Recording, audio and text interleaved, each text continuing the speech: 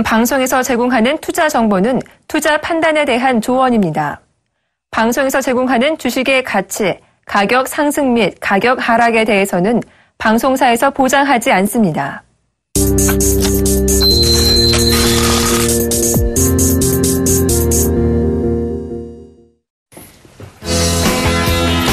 안녕하십니까. 대박플러스 시즌 3네요. 금요일을 책임지는 정재현 멘토입니다. 제가 후광퉁에 대해서 이제 말씀을 드리기로 했었죠. 중국 시장에 대한 그런 부분들을 말씀을 좀 드릴 겁니다. 그리고 이제 한국 시장에서 중국 시장으로 서서히 좀 넘어갈 거예요. 시장 얘기도 좀 해드릴 거고, 그리고 종목에 대한 얘기까지도 진행을 해드릴 테니까요. 중국 주식에 관련이 있는 분들 혹은 중국 시장 투자를 해보고 싶은 분들은 참고를 하시면 될 것 같습니다. 이번 한 주는 상당히 드라마틱한 그런 모습들을 좀 보이지 않았나 싶습니다. 많이도 빠졌었고요. 그리고 반등도 강하게 나와주는 그런 모습들이 좀 나타났었죠. 먼저 국내 시장을 먼저 좀 살펴보셔야 될 것 같아요. 일단 금일 같은 경우는 시장은 뭐 나름대로 좀 괜찮았습니다. 2031.17포인트 0.17% 상승을 해주는 그런 모습들이 좀 나타났었죠. 코스닥도 마찬가지입니다. 상대적으로 강했어요. 0.65% 상승한 730.72포인트에서 마무리가 되는 그런 모습을 보였습니다. 여전히 수급적으로는 좋지가 않아요. 개인들만 매수를 해주는 그런 모습들이 나타났었고요. 외국인과 기관 각각 700억대와 1500억대 매도 우위를 기록을 해주는 그런 모습이었었죠. 근데 거래소 시장 같은 경우는 이제 종목별로 차별화가 상당히 좀 심화가 되고 있는 그런 모습입니다. 기아차가 오늘 신저가 나왔어요. 중국 시장 자동차 판매가 좀 잘 안 된다 뭐 이런 얘기들. 그럼 자연스럽게 실적에 대한 부분들까지 좀 나올 수가 있겠죠. 우려감이겠죠. 그 부분들로 인해서 기아차는 급락이 좀 나와주는 그런 모습들을 보였었고요. 건설주 같은 경우는 어느 정도 바닥을 다지고 난 이후에 재차 상승 시도가 좀 나와주고 있는 그런 모습들, 그리고 다른 섹터들도 마찬가지로 상승을 해주는 그런 모습을 보인 반면에 밀려 내려온 그런 주식들도 있습니다. 화학주가 그나마 상대적으로 좀 양호하고요. 제약주들 같은 경우도 마찬가지입니다. 제약주들 이제 고점권역 다 왔습니다. 다 왔기 때문에 지금 구간에서는 옥석 가리기가 필히 중요한 그런 구간이다라고 좀 보셔도 좋을 것 같고, 지금 자리대에서부터 매수를 하실 그럴 분들이라면 아무래도 실적에 대한 부분들을 보셔야 될 거고 필히, 그리고 리스크 관리 자리대를 반드시 잡아야 된다라는 점입니다. 그 점을 좀 참고를 하시고 보셔야 될 것 같아요. 자, 지수 한번 차트 한번 볼까요? 자, 지수 차트를 보게 된다라면 과거에 기술적 분석을 해드렸을 때의 얘기들이 아마 이 기억을 한번 되짚어 보시기 바랍니다. 하나 빠지고, 그리고 두 번째 빠지고, 세 번째 빠졌습니다. 그러면 결국엔 1, 2, 3, 4, 5로 빠졌죠? 그러면 반등이 1, 2, 3가 나온다 그랬죠? A, B, C가 나올 수가 있을 거예요. 하나 나오고 조정받고 다시 움직이는 흐름들이 나오게 된다면 2070포인트대에서 2080포인트대까지는 다시 기술적인 반등이 나와줄 수 있구나라고 좀 생각을 하시면 될 것 같아요. 근데 지금 시장이 대형주가 좀 상당히 약했어요. 대형주의 지수를 보시게 된다면 여전히 안 좋은 그런 모습들이 나타나고 있죠. 역배열권역에 있고 21선 여전히 고개 숙이고 있는 그런 전형적으로 어서와서 물려주세요 하는 차트의 모양새랑 똑같은 그런 모습들이 나타나고 있습니다. 결국 한국 시장, 코스피 시장 같은 경우는 여전히 대형주보다는 중소형주가 더 유리하다라는 점을 지금 의미하고 있다라고 보셔도 좋을 것 같습니다. 중형주 보세요, 중형주. 중형주도 나름대로 괜찮은 그런 모습들이 나타나고 있죠. 여전히 추세는 유지가 되고 있어요. 전저점 깨지지 않는 그런 모습들이 나오고 있고요. 61선 지지가 되고 있고 상승 추세 때 그대로 유지가 되고 있는 그런 모습들이 나타나고 있단 말이에요. 결국은 중형주는 해도 좋다라는 얘기고, 마지막 소형주 부분들이에요. 소형주도 마찬가지로 박스권역으로 진행되고 있고 하단 자리대를 지지를 해주고 있는 그런 모습이죠. 결국에 시장에 대한 전략이라든가 이런 부분들은 여러분께 미리 말씀을 드렸을 거예요. 저점 깨질 수 있다라는 점은 미리 좀 말씀을 드렸었고, 이 저점을 깨지는 시기는 그리스 때문에 빠지는 게 아니라 중국, 다른 외부적인 요인에서 빠질 겁니다. 라는 말씀을 드렸어요. 결국 저점을 깨는 모습들, 흔들리는 그런 모습들이 나오니까 이제서야 중국에 대한 얘기들을 좀 많이 했었죠. 중국으로 인해서 시장이 밀려 내려왔던 부분들이고 특히나 미국 쪽에서도 중국이 이런 급락이 상당히 우려스럽다라는 그런 기사까지도 나왔었습니다. 결국 중국 정부에 대한 이 부분들 신뢰를 못한다, 의심스럽다라는 그런 얘기들이 좀 나왔었죠. 그러면서 급락이 나왔었고요. 여기서 이제 다시 급반등이 좀 나와주는 그런 모습을 보이면서 우리나라 시장도 상승을 해주는 그런 모습들이 나타났습니다.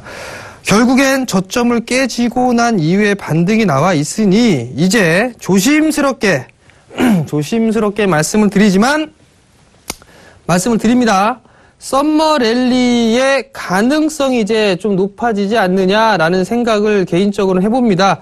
7월달, 즉 하반기의 큰 저점은 이제 얼추 나오지 않았을까라는 생각을 해요. 그렇기 때문에 지금 시장에서 종목군들을 잘 선택을 해야 되고 여기에서 잘 씨를 뿌려야지만 나중에 좋은 결실을 맺을 수 있다라는 점을 꼭 기억을 하시고 단기적으로 보시는 것보다는 좀 여유 있게 보실 수 있는 그런 전략이 필요하다라는 점, 그걸 꼭 기억을 하시기 바랍니다. 여전히 대형 섹터는 안 된다고 했어요.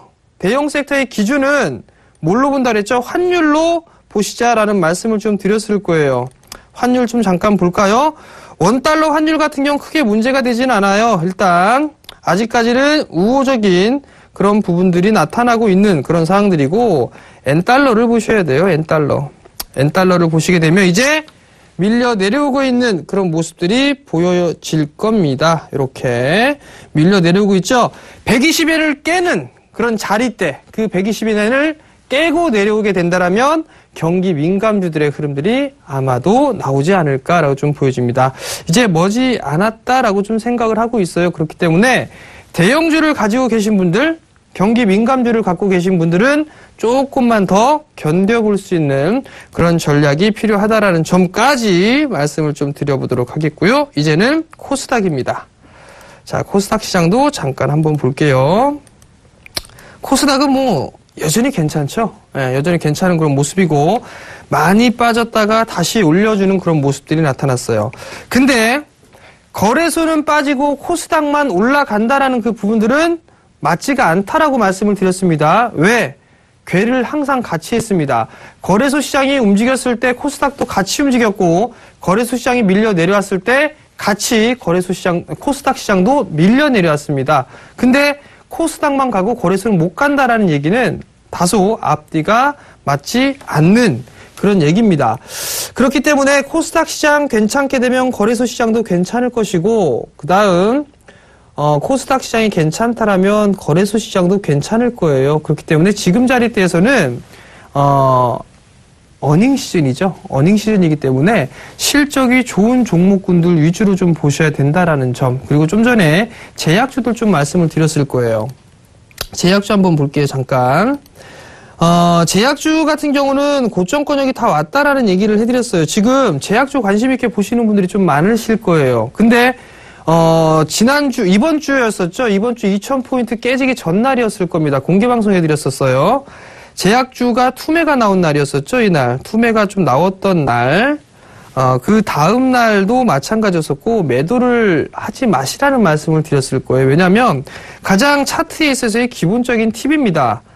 그냥 한 번에 죽을 수는 없어요. 차트는. 한 번에 죽을 수는 없고, 빠져나갈 기회를 줍니다. 그거를 과거의 흐름으로 되돌려보면 될 수 있다라는 부분들은요. 단적인 예로 컴투스 한번 보자고요. 자, 컴투스라는 기업을 보시게 되면 이렇게 된다는 얘기예요. 이렇게 쌍봉을 만들면서 죽는 거죠. 큰 흐름들로만 보게 된다라면, 큰 흐름만 본다면 이렇게 크게 쌍봉을 만들고 가격 조정이 됐든 기간 조정이 됐든 들어간다라는 얘기입니다. 이런 것처럼 제약주도 마찬가지로 외봉익으로 마무리가 됐기 때문에 기술적인 반등의 흐름들은 추가적으로 나올 겁니다. 한미사이언스 같은 경우 절반의 되돌림 자리대가 좀 나온다고 했었죠. 이렇게 절반의 되돌림 자리대. 그러면 한 15만 원 언저리? 15만 원, 14만 원 후반에서 15만 원 정도 대 그 자리대까지는 반등이 나올 수가 있어요. 근데 여기서 이제 또 한 가지 생각을 합니다. 12만 원에서 15만 원이면 20%에 가까운데 라는 생각으로 단기적으로 접근하시는 분들이 계실 거예요. 그렇다고 그런 분들은 필히 리스크 관리 자리대를 잡아야 된다라는 점. 그리고 두 번째는 제약주들은 이제 제약 바이오 쪽은 이제 옥석 가리기가 들어간단 말이에요. 실적이 안 나오게 된다라면 안 나오는 주식은 다시 제자리를 찾는 과정이 분명히 나올 겁니다. 그렇기 때문에 리스크 관리를 철저하게 잡아야 된다라는 거. 그리고 또 한 가지 팁을 드리자면 제약 바이오 쪽에 임상 3상이 진행 중이거나 완료가 된 기업의 숫자가 좀 상당히 많아요. 한 13개 정도, 13개의 기업이 진행이 되고 있는데 그들 종목군들 위주로 좀 보셔야 된다라는 얘기예요. 임상 1상, 2상 이거 필요 없습니다. 임상 3상이 진행 중이거나 마무리가 된 기업들, 그런 종목군들만 보셔야 돼요. 그러니까 그런 종목군들 위주로 압축을 해서 대응을 해보실 수 있는 그런 전략이 좀 필요합니다. 자, 요 정도까지 시장 얘기를 좀 해드리면 괜찮지 않을까라고 좀 판단이 돼요. 다음 주 같은 경우도 시장에 대한 상승 시도는 더 나올 것이다라고 보셔도 좋을 것 같아요. 그러니까 시장에 대해서 너무 우려하거나 걱정을 하실 필요성은 없다라는 점, 그 부분들까지 좀 말씀을 드리도록 하겠고, 왜 걱정을 안 해도 되냐 하게 되면 조금 전에 기사거리 하나 나온 게 있었어요. 유로존 쪽에서 기사가 방송이 시작하기 전쯤에 제 기사를 하나를 좀 봤었는데 여기에서 보시게 되면 자, 화면을 한번 보여주셔도 괜찮을 것 같아요. 올란도 프랑스 대통령 그리스 새 개혁안이 신뢰할 만하다라는 그 기사거리가 나왔어요. 그죠? 올란도 대통령 그리스의 새 개혁안이 신뢰할 만하다라고 10일 날 평가했다. 그렇기 때문에 그리스에 대한 부분들은 잘 진행이 되지 않을까라고 좀 예상을 해볼 수가 있을 것 같고요. 그리고 다른 부분들을 보게 되면 유로존 쪽, 유로퍼스트 300 지수가 뭐 1.8% 상승을 해주고 있고 괜찮은 그런 모습들을 보여주고 있죠. 그렇기 때문에 그리스에 대한 얘기 이제 자연스럽게 마무리가 좀 될 수 있지 않을까라는 부분들이에요. 그리고 중국으로 좀 넘어가야 되겠죠. 자, 중국 지수 한번 먼저 볼게요. 중국 지수를 살짝 좀 보게 된다라면 여기에서 팁을 하나 알려드릴까 말까 고민을 했었는데, 자, 중국 시장도 마찬가지예요. 중국 시장의 흐름들을 보게 되면 급락이 좀 나와주는 그런 모습이었었어요. 급락이 나와주는 그런 모습을 보이고 난 이후에 기술적인 반등이 좀 나와주는 그런 모습이었죠. 이렇게 빠지고 나왔는데 저점 자리대를 찾아가는 그런 과정이다라고 보시면 그래도 적당하지 않을까라고 좀 보여집니다. 이렇게 보시게 되면 이 자리대가 저점 자리대죠. 이렇게. 요 자리대, 즉 피보나치 조정대가 아니라 이거는 피보나치 조정대보다도 엘리어트 파동선이에요. 엘리어트 파동선을 보게 되면 조정에 대한 저점, 그리고 반등에 대한 부분들, 저항 자리대, 이 부분들을 좀 체크를 해볼 수가 있고, 지난 시간에 제가 말씀드렸을 때 많이 빠지게 되면 3,200대, 3,300, 3,200 이 자리대 말씀을 드렸을 겁니다. 기가 막히게 3,000 얼마였었죠? 373.54포인트 찍고 반등이 나오죠. 그리고 반등이 나오게 된다면 앞자리 숫자가 바뀔 때까지는 보셔도 좋습니다. 왜죠? 이 하락폭의 절반 되돌림이 좀 나온다고 했었죠. 그죠? 그러면 이렇게 하락의 되돌림 자리대를 한번 보자고요. 하락의 되돌림 자리대를 좀 보게 된다면 이게 안 나오니까 엘리어트 피보나치 조정대를 한번 볼게요. 여기에서 이렇게 보게 되면 하락의 절반 되돌림 자리대가 약 4,200대네요. 4,200대. 이 자리대까지는 무난히 반등이 나올 수 있다라는 부분들입니다. 이게 가격에 대한 되돌림 수치고 그 다음에 이동평균선에 대한 수치도 말씀을 드렸었죠. 20과 60이 데드크로스가 발생을 했을 때 20과 60이 데드크로스가 발생을 하게 되면 반등이 나오는데 1차 목표가는 21선이요. 2차 목표가는 61선까지 그 부분들까지 좀 말씀을 드렸을 거예요. 가격의 조정에 따른 기술적인 반등이나 아니면 이동평균선에 있어서 데드크로스가 발생을 했을 때의 자리대를 보더라도 얼추 비슷합니다.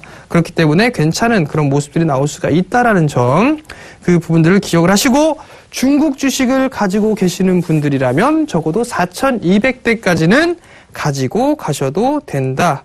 그렇게 말씀을 좀 드려보도록 하겠습니다. 자, 그러면 결국엔 무슨 얘기죠? 중국 시장도 올라갈 것이다죠. 중국으로 인해서 한국 시장이 2,000포인트가 깨졌단 말이에요. 그리고 난 이후에 중국 시장이 올라간다라는 말씀을 드렸죠. 그러면 자연스럽게 한국 시장도 올라갈 수 있다라는 부분들이에요. 외부적인 요인으로 인해서 빠져내려오는 흐름들이 나왔는데 외부적인 요인들이 다 해결이 됩니다. 그러면 올라가는 그런 모습들이 나올 수가 있고 거기에다 플러스 알파적으로 볼 수 있는 부분들은 뭘까요? 추경이죠. 추경. 예, 추경 예산 편성으로 인해서 추가적인 상승 시도가 좀 나올 수가 있고 제가 기대하고 있는 엔화. 환율도 아마 국내 우리나라 쪽에 유리한, 즉 경기 민감주 쪽에 유리한 그런 모습을 보이지 않을까라고 좀 판단이 됩니다. 자, 그러면 하나씩 봐야 될 것 같아요. 원래 이 칠판을 좀 쓰려고 했었는데 그냥 넘어가 보도록 할게요. 중국 시장이 빠졌던 그 부분들을 한번 체크를 해보셔야 될 것 같아요. 최근에 중국이 상당히 좀 급하게 많이 좀 빠졌었어요. 그 부분들을 하나씩 좀 살펴보자고요. 첫 번째, 중국 시장 같은 경우는 기사가 났었어요. 쭉 하락을 하고 난 이후에 경기에 대한 부분들, 지표가 좋지 않고 이런 흐름들이 나오면서 중국 시장 6월 28일 날 기준금리와 지준율을 인하를 했었어요. 인하를 했었는데 그래도 계속적으로 하락을 해주는 그런 모습들이 나타났었죠. 그러면서 나왔던 게 IPO, 잠정적으로 중단해주는 그런 모습들이 나타났었어요. 이 부분들이 나왔던 부분들은 신용, 지금 IPO를 진행한다라는 얘기는 상장을 준비한다라는 얘기잖아요. 상장을 준비한다라는 얘기는 자금에 대한 부분이 더 필요하다라는 얘기겠죠. 시장에 너무 많이 들어가 있었어요. 이 항아리가 있다면 넘칠 만큼 이미 다 차여져 있는, 돈이 다 들어가 있는 상황인데 여기다가 기업 공개를 또 합니다. 기업 공개를 또 한다는 얘기는 돈이 없기 때문에 여기 있는 자금이 이렇게 넘어가는 그런 흐름들이 나올 수가 있겠죠. 그렇기 때문에 시장이 급락이 나오는구나. 그래서 IPO를 잠정적으로 좀 중단해주는 그런 모습들이 나타났었고 증시 구조에 대한 펀드를 조성을 했어요. 시장이 밀려내려는 그런 모습들이 나오니까 시장을 어느 정도 방어를 해야 되겠다라는 생각 때문에 중소형주도 지원을 해주고 그런 식으로 펀드도 좀 만드는 그런 모습들이 나타났었죠. 그리고 계속적으로 빠지니까 이제 공매도 제한까지 합니다. 우리나라도 과거에 공매도 제한했었죠. 그 부분들까지도 했는데도 CR이 안 먹힙니다. 또 하나 이제 내놓습니다. 장래 신용거래 잔액이 급감. 결국엔 신용거래에 대한 잔액이 급감이 됐다라는 것 때문에 마무리가 된 겁니다. 그리고 또 하나 다른 흐름들을 좀 보게 된다라면 또 있어요. 이게 이슈가 계속 끊기지가 않습니다. 또 튀어나옵니다. 대주주하고 임원하고 6개월간 매도를 할 수 없다라는 얘기가 좀 나왔었어요. 결국엔 주식을 못 팔게 하는 거죠. 니네 주식 팔지 마. 니네 팔면 주가 빠져. 그래서 대주주와 임원 그리고 일정한 비율의 주식을 가지고 있는 사람들 같은 경우는 주식을 매도하지 못하게끔 방어를 했고 그 이후에 중국 증권금융공사 쪽 그리고 그 공사의 액티브 펀드에 2천억 위안을 투자를 하겠다라는 발표를 했었고 국무원도 마찬가지로 2,500억 위안을 투자를 하겠다라는 발표. 그리고 또 하나는 주식담보대출에 대한 만기를 연장을 해주겠다라는 얘기들까지 많이 나왔었어요. 그럼에도 불구하고 계속 빠졌죠. 그 이후에 발표했던 게 111개 국영기업, 상장기업에 매각을 하지 않겠다라는 얘기들을 했습니다. 결국엔 이런 흐름들이 계속적으로 후속 발표들을 많이 했었어요. 후속 발표를 많이 했었는데 이 부분들로 막지는 못했습니다. 그 이후에 이제 경제 상황과 증시에 문제가 없다라는 강한 멘트를 날려줍니다. 멘트를 날려주면서 이제 바닥을 다지고 난 이후에 급반등이 나와주는 그런 모습들이 전개가 됐죠.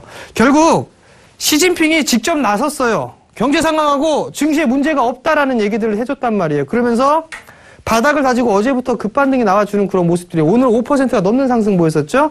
결국엔 이러한 확실한 언급까지 진행을 했었고, 그리고 마지막으로 시장에 대해서 불안 요소로 작용하는 위법행위에 대해서 엄벌을 처하겠다라는 이런 기사거리도 함께 얘기를 했습니다. 결국엔 이 중국 시장이 급락이 나왔던 이유는, 가장 큰 이유는 신용이에요. 신용. 즉, 이 신용 때문에 시장이 죽어 내려온 거거든요. 왜냐하면 신용은 빌려서 하는 거란 말이에요. 돈을. 제가 예를 들어서 돈이 1억이 있어요. 1억이 있는데 담보대출을 받을 게 없고 하니까 주식을 담보대출을 받을 게 없으니까 다른 쪽에서 빌리는 거예요. 빌려 스탁론 같은 거, 쉽게 말하면 우리나라의 스탁론 같은 거, 혹은 증권사 HTS, 증권사에다 받아있는 신용, 그걸로 매수를 한 거예요. 그러면서 시장이 엄청나게 급등이 나왔죠. 그러니까 소문이 나기 시작합니다. 주식했더니 떼돈을 벌더라. 그러면서 점차적으로 계속적으로 신용을 사용하면서 주가를 올립니다. 그러다가 계속 올라가다 보니까 한번 급락이 나왔어요. 급락이 나오다 보니까 무슨 일이 벌어지죠? 이제 내가 돈을 빌렸어요. 근데 그 돈을 다 날리게 생겼습니다. 그러면 뭐가 나가요? 반대매매가 나가죠? 반대매매가 나가게 됩니다. 반대매매가 나가서 이거 한 번 빠지면서 빠졌으면 끝나버리는데, 보니까 옆집도 샀어요. 옆집도 사니까 반대매가 나가니까 계속적으로 물량이 나오는 겁니다. 매물을 부르는 거죠. 그러면서 3,000대 초반까지 밀린 거예요.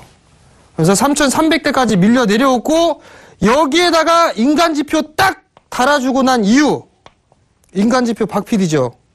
여기에다 손절을 친 이후에 급반등이 나오기 시작한 거죠. 이렇게 이틀 동안. 박PD 울고 있습니다, 밖에서. 여기서 손절을 해버렸거든요. 근데 더 올라간다는 얘기예요, 제가. 4,200대. 그러니까 여기에서 팔았으니까 억울하니까 다시 또 생각을 하죠. 이거 신용 써서 다시 한번 할까? 지 인간지표 그 생각하고 있단 말이에요. 그러면 다시 산단 말이에요. 4,200 먹으려고 또 빠지겠죠, 이렇게. 결국엔 올라갔으니까 한 번 빠지고 다시 움직인다는 얘기예요. 한 번에 V자 반등이 나올 수도 있겠지만 매물 소화를 하고 움직일 수도 있다는 얘기입니다. 자, 한번 차트 볼게요. 중국 시장이나 미국 시장이나 한국 시장이나 시장에 대한 지수, 이 차트를 보고 하는 거는 똑같습니다. 똑같으니까 뭐 중국 틀리고 우리나라 틀리고 뭐 이런 거 하지 마세요. 자, 낙폭과대로 빠졌어요. 낙폭과대로 빠지게 되면 이동평균선에 대한 목표치를 잡아드렸을 거예요. 1차 11선이요, 2차 21선입니다. 라는 부분들까지죠. 1차 11선까지 반등이 나와주고 난 이후에 윗꼬리를 달았단 말이에요. 여기에서 다이렉트로 갈 수도 있겠지만 쉬어가는 흐름들이 나오고서 움직일 수도 있다는 얘기입니다. 물론 이 자리 때까지 움직여주고 난 이후에, 이렇게 움직이고 난 이후에 쉬어가는 흐름들이 나올 수도 있어요. 나올 수도 있지만 일단은 최근에 7월 9일부터 시작해서 3,300에 있던 주가가 지금 지수로만 보게 된다라면 거의 10%가 넘게 올랐단 말이에요. 이틀 동안에. 지수가 10%입니다. 그러면 종목들은 어땠을까요? 폭등이 나왔겠죠? 그죠? 그렇기 때문에 좀 쉬어가는 흐름들이 나오지 않을까라는 그런 의견이 있고요. 두 번째는 이거는 좀 찌라시로 돌았던 내용들이에요.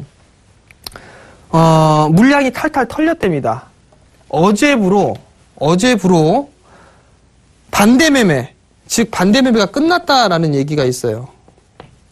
반대매매가 마무리가 됐다. 더 이상 나올 물량이 없다라고 얘기를 합니다. 없다. 그렇기 때문에 조금만 탁 사줘도 급등이 나와주는 그런 모습들이 펼쳐진다라는 얘기겠죠. 결국 무슨 얘기냐면 지금 중국 시장 사야 됩니다. 예, 중국 시장 사야 된다는 얘기예요. 만약에 조정을 받잖아요? 그럼 중국 시장 사야 됩니다. 단기적으로 트레이딩을 할 수도 있고요. 트레이딩을 할 수도 있고 중장기로도 충분히 메리트가 있는 시장이 후강퉁입니다. 그리고 조금 뒤에는 성강퉁까지 진행을 하죠. 그렇다면 좀 더 큰 시장이 열릴 수 있다라고 보셔도 좋을 것 같습니다. 결국에는 시장이 많이 빠졌고 그렇기 때문에 종목도 많이 빠졌어요. 종목도 많이 빠졌으니까 충분하다라는 거. 근데 이게 잘 이해가 안 되시는 분들도 좀 계실 거예요. 왜, 뭐 때문에 그런가? 우리나라도 있었습니다. 우리나라도. 1990년대 한국의 깡통 계좌가 한번 터진 적이 있었습니다. 저도 이때는 못했었어요. 이때는 87년도. 제가 태어난 시기가 87년입니다. 예. 그죠? 태어났을 때 삼저 있었죠, 삼저.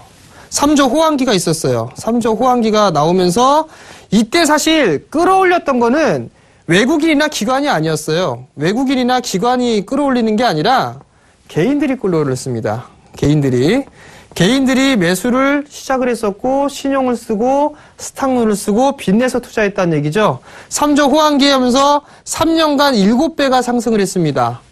7배가 상승을 해주는 그런 흐름들이 나타났었고 거기에서 꼭지를 치고 난 이후에 밀려 내려옵니다. 근데 밀려 내려오는데 여기서도 보세요. 이렇게 쌍봉을 만든단 말이에요. 이렇게. 이 쌍봉을 만들고 난 이후에 죽어 내려오는 그런 모습이었죠. 결국에 89년도 12월 달에 증시 안정 대책을 내놓았음에도 불구하고 급락이 나옵니다. 급락이 나와주고 난 이후에 급반등이 나왔죠. 1990년 10월 10일 깡통 계좌가 일괄적으로 정리가 됩니다. 즉 전부 다 깡통을 찼다는 얘기예요. 그리고 나서 2주 동안 지수상 40%가 올라갔습니다. 지금 이 모습과 지금 현재의 중국의 모습이 흡사하다라는 얘기예요. 즉 2주 동안 40%가 올랐어요. 지수가. 그러면 종목도 최소 40% 가까이 올라갈 수가 있겠죠. 이 부분들을 꼭 기억을 하셔야 되고 또 하나 번외적인 부분 국내로 넘어와서 3조 호황이었어요. 3조 호황. 그죠? 저금리, 저물가. 그죠? 3조 호황 때 급등이 나왔었단 말이에요. 우리나라 시장도 이러한 모습들이 나올 수 있고 그래서 대세 상승을 조심스럽게 얘기를 하고 있는 겁니다. 그러니까 잘 생각을 하시고 국내 시장이 되었든 중국 시장이 되었든 잘 생각을 하셔가지고 투자를 해보셨으면 좋겠습니다. 그래서 하반기 농사 씨앗 잘 뿌려야 된다고 했잖아요. 많이 올라가 있는 주식 잘못 건드렸다가 하반기 농사 끝냅니다. 다 망쳐버려요. 그래서 덜 올라가 있는 종목, 앞으로도 올라갈 종목 많이 있으니까 그들 종목군들로 보시라는 얘기입니다. 다음 화면 볼까요? 자, 중국의 신용거래 규모 증가 추이를 한번 보세요. 심천과 상해 보시게 된다면 신용잔고가 엄청나게 급증을 했단 말이에요. 0.39조 6월 달에 작년 14년도 6월 달에 2월 달에 몇 배가 풀었습니까? 4배 풀었죠? 4배. 그죠? 4배 풀어놨고 15년도 2월 달에 6월 달에는 여기에 또 배가 불었어요. 2.20조 뭐야? 2조네요. 2조 2,700 위안이죠. 위안. 엄청나게 크죠? 그러다가 신용잔고 털리면서 다 깡통에 났다라는 얘기입니다. 엄청나게 겁나는 그런 시장이었겠죠. 근데 보유자의 영역은 보유자라면 고통이겠지만 사실 냉정합니다. 고통이겠지만 현금을 가지고 있는 사람은 기회입니다. 기회. 그래서 적시적소에 후광통을 해야 된다라고 말씀을 드리고 있는 거죠. 아마 박 PD도 후광통 계좌 틀어 좀 이따가 가게 될 겁니다. 신용도 마찬가지로 19% 수준까지 증가가 됐었어요. 지금 보시게 되면 거래대금 자체가 거래대금 대비 신용융자에 대한 거래 비중이 거의 20%에 육박했단 말이에요. 그러다 보니까 툭툭 던지기만 하면 매물을 부른다고 했었잖아요. 결국 급락이 나와주는 거예요. 결국은 5%까지 빠졌죠. 다 털린 겁니다. 다 털렸으니까 올라가는 흐름들이 나오겠죠. 물론 국내 주식에 겁나게 물려있는 박 PD처럼 한다면 후광풍할 돈이 없을 거예요. 예. 그럼 어떻게 하겠냐? 국내에 좋은 주식 수익을 내고 난 다음에 그리고 나서 후광퉁을 하셔도 된다라는 얘기겠죠. 그 부분들을 생각을 하시면 될 것 같습니다. 후광퉁이 그 종목에 대한 부분들이 조금 틀려서 그렇지 차트를 보는 거랑 이런 것들 다 똑같습니다. 사고 팔고 하는 거 다 똑같고 근데 약간의 좀 차이들이 좀 있어요. 약간의 차이들이. 그렇기 때문에 그 차이 부분들만 조금 이해를 하시면 되지 않을까라고 좀 판단이 되거든요. 그러니까 그 부분들을 참고를 하시면 좀 될 것 같고 마지막으로 보게 되면 신용거래에 대한 유형이 우리나라하고는 조금 틀려요. 중국 시장하고. 이게 가장 큰 리스크였었어요. 사실. 뭐냐면 신용거래 같은 경우는 요거 같은 경우는 시장 규모는 위조위안 정도밖에 안 됐었어요. 근데 이게 문제였었어요. 이게 장외거래 이게 레버리지 효과가 2배 우리나라도 2배 정도까지는 가능하잖아요. 신용거래가 그죠? 우산시탁 같은 경우는 차라리 이건 스탁론이라고 보시면 돼요. 스탁론 4배까지 한 종목 집중 투자 그죠? 이거는 스탁론이라고 보시면 돼요. 4배까지. 근데 얘네 보세요. 얘네 장외거래 10배 1억 갖고 있으면 1억까지 살 수 있는 거예요. 10억까지 살 수 있는 겁니다. 이게 터지니까 다 죽은 거예요. 이게 터지니까. 잘 이해가 안 되실 수도 있습니다. 조금 집어넣고 예를 들어서 조금 집어넣어서 샀어요. 빠진 돈을 좀 메꿔 넣었어요. 그랬는데 수익이 쭉쭉쭉 나고 있어요.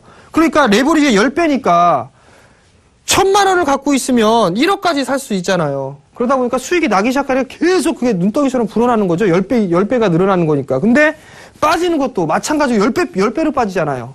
그러다가 깡통이 된 거거든요. 이것 때문에 중국 시장이 박살이 났다라고 보시면 됩니다.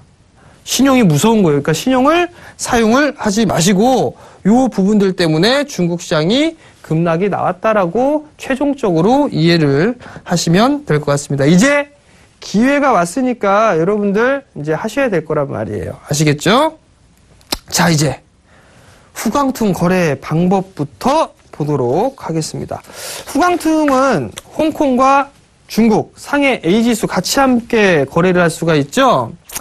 홍콩은 홍콩 쪽 같은 경우는 홍콩 달러로 거래를 하셔야 돼요. 즉, 내가 직접 가서 할 필요 없고 요즘에는 HTS에 우리나라 원화가 있으면 홍콩 달러로 환전을 할 수가 있어요. HTS에서 환전을 해서 홍콩 달러로 매입을 하시면 될 것 같고 중국 주식 같은 경우는 위안화, 중국 돈으로 바꿔서 거래를 하면 됩니다. 이게 조금 틀린 부분들이 있어요. 그리고 종목별로 홍콩 같은 경우는 상이합니다. 조금 틀린데 중국 쪽 같은 경우는 100주 단위로만 거래가 가능합니다. 즉 우리나라는 한 주 단주 주문이 가능하잖아요. 근데 중국 같은 경우는 100주 단위로만 진행을 할 수 있다라는 거. 사는 것도 마찬가지로 그 부분을 좀 생각을 해야 될 것 같고요. 홍콩은 가격 제한 폭이 없어요. 가격 제한 폭이 없기 때문에 상한가 폭이 없다는 얘기예요. 홍콩 쪽은. 그렇지만 중국은 10% 플러스 마이너스 10% 하한가를 가도 10% 상한가를 가도 10%. 과거에 이 중국 시장을 거래를 해보신 분들은 아시겠지만 우리나라하고의 이 규모가 좀 틀립니다. 우리나라는 뭐 많이 쌓여 있으면 뭐 100만 주 이상 깔려 있고 그 수량적인 부분들만 보게 되면 그렇게 깔려 있죠. 중국 시장 같은 경우 억 단위로 깔려 있습니다. 잔량이 억주 단위로 깔려 있는 그런 부분들이고 홍콩 달러, 지금 홍콩 같은 경우는 지정가로 주문을 해야 돼요. 신규로 주문을 하고 취소를 하고 정정을 할 수 있고 가격에 대한 정정이나 이런 부분들 그런 부분들을 할 수가 있거든요. 근데 얘네들 같은 경우는 신규로 주문을 넣거나 취소하는 거는 돼요. 근데 가격을 정정하는 것들은 안 됩니다. 다시 취소를 하고 다시 그 가격에 주문을 넣어야 돼요. 우리나라랑 좀 틀리죠. 우리나라는 매수를 걸어놨다가 안 되면 이렇게 취소를 할 수가 있어요. 지금 무슨 얘기냐면 주식이 만 원에 100주를 걸어놨는데 빠질 것 같아요. 이거 9,000원까지 빠질 것 같은데 그래서 요거를 9,000원으로 정정 주문을 넣잖아요. 정정을. 그죠? 근데 근데 요게 안 됩니다. 중국 쪽 같은 경우는 이 10,000원의 100주를 취소를 하고 다시 9,000원에 주문을 넣어놔야 돼요. 그래야지만 가능하다라는 거. 그리고 홍콩은 데이 트레이딩이 가능해요. 즉 단타가 가능한데 중국 시장은 데이 트레이딩이 불가능합니다. 종목을 샀다 팔았다 안 된다는 얘기예요. 이 같은 경우는 안 되기 때문에 단기적으로 하는 것보다 지금 한국 시장에서 얘기하는 스윙 트레이딩이죠. 스윙. 뭐 며칠 보는 거. 며칠 동안 하루 동안 사서 그 당일날 매도를 하는 건 아니지만 며칠 볼 수 있는 그런 종목군들은 충분히 할 수 있다라는 거. 근데 종목을 가지고 있다가 매도를 했어요. 어떠한 A라는 종목을 매도를 했는데 그 매도한 금액은 매수를 할 수가 있습니다. 근데 오늘 A라는 종목이 매수를 했다면 이거는 매도를 할 수가 없다라는 얘기예요. 그렇게 인식을 하시면 될 것 같습니다. 그렇게 크게 어렵거나 그러지는 않을 거예요. 다만 뭐가 문제가 되냐면 환전을 해야 되고 그런 부분들, 이런 부분은 틀리고 종목 기업이 어떤 기업인지 그런 부분들이 좀 틀리고, 그리고 주문을 넣고 안 넣고 취소를 하고 다시 정정 주문을 넣고 그 부분들이 필요하지 않나 싶어요. 그게 조금 헷갈릴 그런 부분들도 있고, 우리나라 같은 경우는 그 주식을 했을 때의 거래 시간이 있잖아요. 그죠? 거래 시간이 있는데 중국은 조금 다릅니다.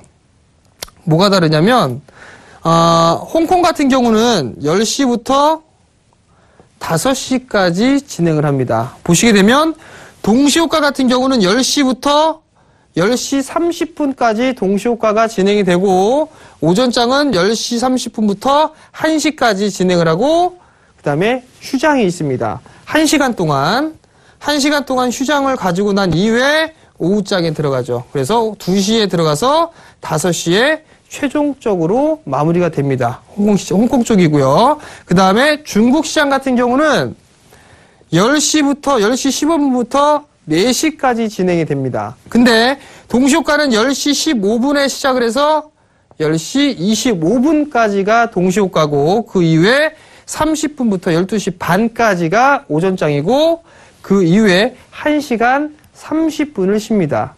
12시 30분에 오전장이 끝나고 오후 2시부터 4시까지 이렇게 거래가 돼요. 그렇기 때문에 우리나라 시장이 끝나고 상해 쪽은 1시간이 더 진행이 되는 거고, 홍콩은 2시간이 더 진행이 된다라고 보셔도 좋을 것 같습니다. 그러면 의자에 앉아있는 시간이 더 길어질 수밖에 없죠. 거래 가능일은 홍콩 시장이 영업일일 때 거래가 가능하고요. 지금 홍콩과 상해 A 시장이 모두 영업일일 때 거래가 가능하다라는 얘기입니다.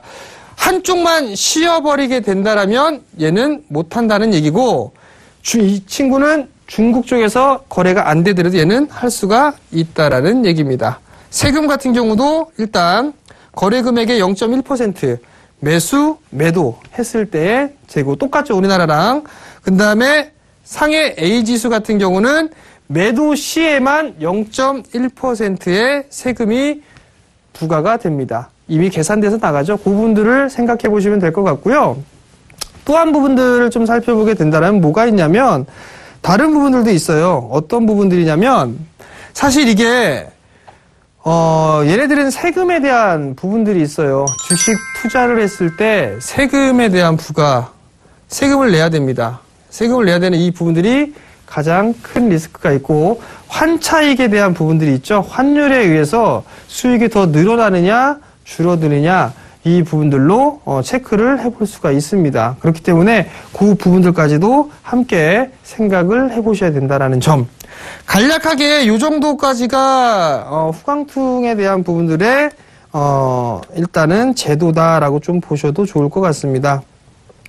중국 시장이 그렇게 썩 어렵거나 그러지는 않을 거예요. 그렇지만 종목에 대한 부분들, 이게 어떻게 종목을 선정을 하고 어떻게 진행을 하는 게 좋을 것인가, 그 부분들이 가장 큰 고민이고 걱정거리가 아닌가라고 좀 판단이 되거든요. 그때 제가 종목에 대한 부분들을 하나씩 말씀을 드릴 거고, 그렇게 진행을 해드릴 거니까 크게 문제가 되지는 않는다라고 생각을 하시면 될 것 같아요. 자, 제가 오늘 이제 딱 했으니까 종목을 하나 좀 말씀을 드려야 될 것 같아요. 일단 지수는 아까 말씀을 드렸어요. 4,200대 정도까지는 상승이 좀 나올 수가 있다. 기술적인 반등이 좀 나올 수가 있으니까 크게 문제가 되진 않는다. 중국시장 더 올라갈 거니까 걱정하지 마시라는 말씀을 드렸고, 조정을 받았을 때는 매수를 해보시는 전략이 좋습니다. 자, HTS를 보시게 되면 기능이나 HTS에 대한 기능이나 이런 부분을 좀 말씀을 드려야 될 것 같은데, 이거는 뭐 다른 증권사 유한타증권 쪽에서 일단은 제공을 해주고 있는 그런 부분들인데요. 일단 유한타증권 그 쪽에서는 리포트가 상당히 좀 좋게 나왔었어요. 다시 이걸로 돌아가서 5,100포인트대의 매도 리포트를 다 낸 걸로 알고 있습니다. 유한타증권 같은 경우는 중국 쪽이 가장 좀 강하죠. 국내 쪽에서는 유일하게 유한타증권이 국내 인수를 했죠. 그죠? 증권사를. 그러면서 후광통에 좀 강한 전략이 좀 보이지 않을까 싶고, 5,100포인트대 일단은 현금을 많이 만들어 놓고 다 차익을 했다고 합니다. 그래서 지금 다시 3,500대부터 3,500 이하권역으로는 다시 매수 진입을 하고 있는 그런 상황들이거든요. 보면 참 보기 쉽게 돼 있어요. 사실 보기 쉽게 돼 있는 그런 모습들인데, 보시게 된다라면 예를 들어서 중국 평안보험이라는 그 부분들을 좀 보시게 된다라면 여기에 뭐가 쓰이냐면 이렇게 돼 있을 거예요. 화면을 좀 보시게 된다라면 중국 평안보험 이렇게 보시게 되면, 자, 검색을 한번 해볼게요. 중국 평안보험 하게 되면 이렇게 두 개가 뜨죠. 코드 번호는 틀려요. 023-1829, 601-318 이렇게 두 가지가 뜨죠. 그러니까 이건 이 얘기는 중국 쪽에도 상장이 돼 있고 홍콩 쪽에도 상장이 돼 있는, 양쪽에 상장이 돼 있는 그런 기업이다라고 보시면 될 것 같거든요. 근데 이 화면을 보시게 되면 여기에 중국 쪽이 됐든 홍콩 쪽이 됐든 어떤 쪽이 좀 더 고평가가 되어 있는 그런 주식이 있어요. 그럴 때는 좀 더 저렴한 쪽의 주식을 사도 된다라는 얘기겠죠. 결국엔 중국 시장이 많이 올랐다가 많이 빠졌어요. 많이 빠졌기 때문에 중국 쪽이 좀 더 싸지 않을까라고 좀 판단이 돼서 중국 쪽을 보시게 된다라면 이 화면을 보시게 되면 지금 주가는 82.17 위안에 거래가 되고 있다라는 얘기예요. 여기 상해라고 써 있죠, 상해. 여기 상해라고 써 있고, 다시 한번 요걸 바꿔볼게요. 이렇게 보게 되면 요 우측에는, 자, 이렇게 보시게 되면 여기에 홍콩이라고 써여 있을 거예요. 홍콩. 요 우측에 돋보기 옆에 홍콩이라고 써 있죠. 이거는 홍콩에 상장돼 있는 그 부분들이고, 결제 통화는 여기서 보시면 HKD라고 해서 홍콩 달러라고 보시면 됩니다. 이런 식으로 거래를 좀 하시면 될 것 같고요. 차트는 보는 건 똑같아요. 보는 건 똑같은 그런 상황들이기 때문에 일단은 크게 걱정은 하지 않으셔도 된다라는 거. 그리고 후광퉁이라는 이 메뉴가 있죠. 여기에 이거 보시게 되면 후광퉁이라는 이렇게 노랗게 표시가 돼 있을 겁니다. 이 메뉴를 클릭을 하시게 되면 여러 가지 정보라든가 기업에 대한 부분들이라든가 이런 것들을 좀 보실 수가 있어요. 그리고 또 하나는 무슨 화면을 좀 보실 수가 있냐면 후광퉁에 대한 기업 분석 이런 것들이 있습니다. 지금 이 부분들이 이 증권사에서 나오고 있는 리포트예요. 나오고 있는 리포트들이 있는 그런 사항들이기 때문에 이런 부분들로 리포트를 확인할 수가 있고, 예를 들어서 다른 종목을 한번 볼까요? 그냥 중국 평안보험 봅시다. 평안보험 이렇게 해서 클릭을 해버리게 되면 홍콩 쪽에 상장이 되어 있는, 동시 상장돼 있다는 얘기죠. 투자 의견은 바이로 나와 있고 목표 주가와 상승 여력이나 나올 수 있고, 투자 의견은 매수냐 매도냐 이 부분들이 나올 수 있고, 최근에 나왔던 리포트들 있죠. 그럼 리포트는 원문 리포트, 영문 리포트나 아니면 국문, 그러니까 요거 국문으로 되어 있는 걸 클릭을 하시게 되면 요 하단 자리에 이렇게 나와요. 이러한 리포트까지도 볼 수가 있는 상황이거든요. 참 잘 돼 있어요. 잘 돼 있기 때문에 이러한 부분들을 보셔도 됩니다. 그럼 결국에 요 중국 평안보험에서 리포트가 나왔어요. 전반적인 성장 지속이 예상이 되고 뭐가 좀 괜찮고 EPS 전망치를 상향을 하고 이런 부분들이 쭉 나오죠. 이런 부분들 보고 괜찮구나 라고 판단이 된다라면 이제 이 중국 평안보험을 사면 돼요. 근데 여기서 또 한 가지를 봐야 되잖아요. 중국 쪽이 싸냐 아니면 홍콩 쪽이 사냐, 상해가 싸냐 홍콩이 싸냐 봐야 되잖아요. 그러면 여기 보시면 되잖아요. 실시간으로 기본적 분석을 볼 수가 있어요. 지금 홍콩 쪽 같은 경우는 PER 기준으로만 보게 되면 12배 정도 수준이죠. 12배 정도. 여기 PER이 12배 정도. 12.15배로 되어 있네요. 그러면 홍콩 쪽 말고 상해 쪽을 보자고요. 상해 쪽은 14배네요. 그러면 중국 쪽이 더 비싸죠? 그죠? 그러면 홍콩으로 보시면 되죠. 제가 제안을 해드릴 종목은 중국 평안보험이에요. 간단하게 생각하시면 돼요. 자동차 수요가 늘어납니다. 그죠? 우리나라 80년대 보시면 돼요. 삼성화재 80년대 주가라고 보시면 됩니다. 중장기 투자가 가능하다라는 얘기고 가장 중요한 포인트가 또 있어요. 알리바바 다 아시죠? 텐센트 다 아세요. 유안타증권, 경영진도 마찬가지로 이 회사의 지분을 가지고 있습니다. 마삼트리오라고 하거든요. 마삼트리오. 근데 주식을 가지고 있어요. 자동차 이용 확대에 따른 신계약이 꾸준하게 유입이 될 수 있다라는 게 가장 큰 장점이고요. 또 하나 배당 나옵니다. 이거 되게 중요한 건데 배당이 나와요. 2014년도 배당 계획안이 어떻게 나왔냐면 2015년 7월 24일 날 기준이에요. 배당 기준일. 우리나라랑 좀 틀립니다. 7월 24일까지 가지고 있으면 돼요. 가지고 있으면 됩니다. 그러면 배당이 줘요. 배당 어마어마하게 줍니다.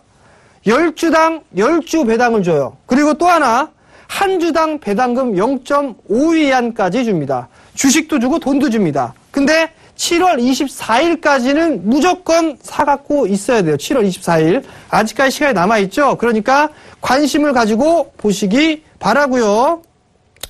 가격적인 전략을 좀 말씀을 드려본다라면 홍콩 쪽입니다. 95.9 홍콩 달러로 마무리가 됐는데요. 매수가는요. 여기 94,000원대, 94,000원이란다. 94 홍콩 달러죠. 94달러로 일단 분할 매수 포인트를 잡아보시면 괜찮을 것 같고요. 그리고 목표가는 110 홍콩 달러, 그리고 손절가는 85달러로 보시면 될 것 같습니다. 배당까지 가능하고 트레이딩 가능하고요. 그 다음에 중장기적으로 끌고 가도 괜찮은 주식입니다. 배당 나오고 주식 주고 돈도 줘요. 그러니까 관심을 가지고 보시기 바랍니다.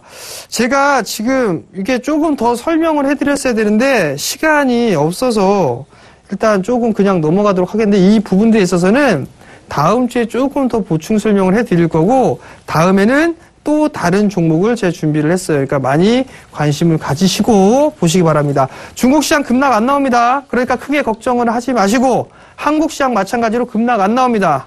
썸머랠리 올 수 있습니다. 그러니까 너무 걱정하지 마시고 주말 행복하게 보내시기 바랍니다. 자, 잠시 뒤에 주체매도 나오니까 1시간 쉬었다가 주식 챔피언 놀러 오시기 바랍니다. 자, 전 여기서 물러나도록 하겠고요. 다음 주 금요일 날 좋은 종목으로 다시 찾아뵙도록 하겠습니다. 시청해 주셔서 감사합니다.